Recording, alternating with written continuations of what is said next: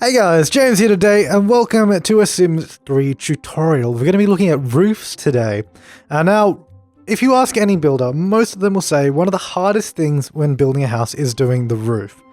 And there's a few reasons for this. First of all, this is one of them here. This is a classic roofing glitch when you have a octagonal roof or a circular roof or something like that. The roof below it gets cut off really weirdly.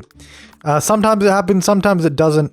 It's kind of weird. But basically, roofing houses can be really hard, especially when you have an odd-shaped house like this one. This whole house, in case you can't tell, is on a diagonal. These are all diagonal roofs, and those are some of the hardest things to work with as well.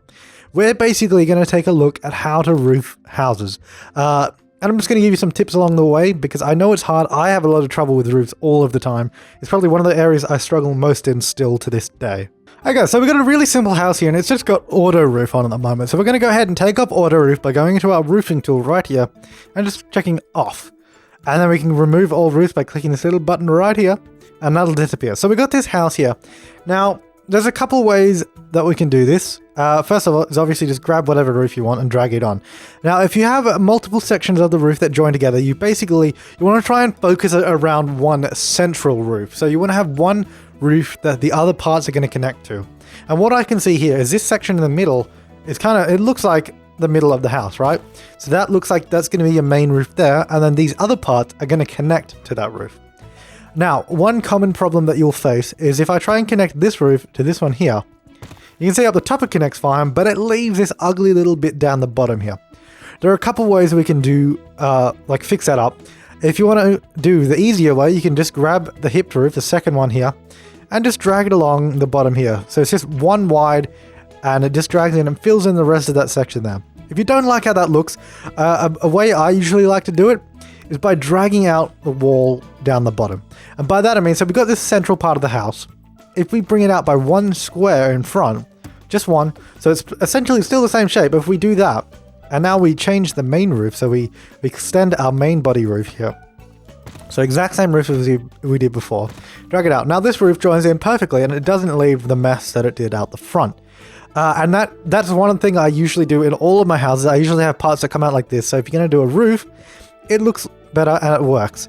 And over on this one, it should be fairly simple because we've actually got the same thing happening around the back here. It comes out one square further than this part of the wall.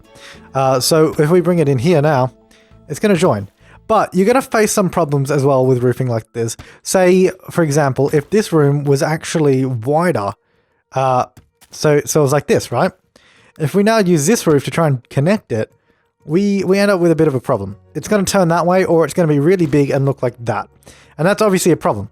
There's a couple things we can do here. We can either grab this one, the tall gable, which is the exact same as this roof here, but it drags the other way. So it drags sideways like this. So it's going to get really, really tall. So what we can do with this, actually drag it across the roof, and it will flip, and it'll fit into the roof like that. So now you can see it actually joins into the angle of the roof there. So we can do something like that, or you can just grab the half gable, this one right here, and drag it into the roof. And first of all, you're going to see it go up like that. But what you got to remember is we can play around with roof angles. So if you select this tool here, roof selection pitch control, and then mouse over the roof you want to change, it will highlight, and you can click and drag it down. And you can see that now this goes straight into that roof there, and it joins up just fine. And of course you can change the other roofs too, or you can change them all together with this one right here. You can change every single roof together, or you can just change the ones you want to. So you can play around with the roof until you get it how you want it to look. So in all honesty, roofing for me is pretty much trial and error and seeing how it goes. Obviously, the more complicated the shape of the house, the harder it is going to be to roof. So ideally, what you want to do is when you're building a house and looking at the floor plan, think about the roofs when you're doing it.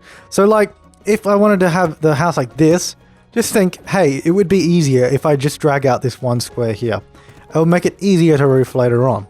And say if you wanted to build more out the back or something like that, drag it out here. And say I had another section like this. If you do something like this is where it can get kind of awkward and oddly shaped, because you can see you have this interior corner here, and it makes it very hard. And it does. It's not an easy shape to work with at all. And if you are dying for that shape, I'd suggest using this roof right here.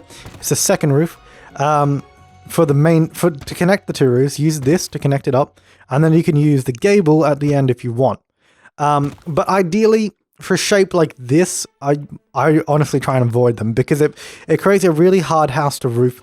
But as you can see, that does work, but it's not the best. So these are kind of basic roofing tips. It's all about thinking about where the walls are going to go. So think about your house in rectangles, right? So say this is the main body of my house right here. My main body of the house, and I want to have other bits and pieces here and there. Just remember to leave one square at the front, and then you can drag it out the side here just fine. So if we have it going all the way along the house like that, so it's pretty big, but this is still our main roof section. So if I was to roof this part of the house, I would drag it out here. That's our main roof. And then we want to connect this. So again, we can either do it with this half gable right here. I mean, you can do whatever roof you want. So we can connect it with a half gable, and we can bring it down, and that'll connect up like that. Obviously, it doesn't look that great. Or we can use this roof here. Actually, we might have to use the tall gable and bring it across. And then this will, if we get at the right angle, join up together like that. Obviously, that looks ginormous. Or, of course, you can use the hip roof right here. Not the hip roof, the gable roof. Gable, hip, I don't know, sorry, I'm getting confused now.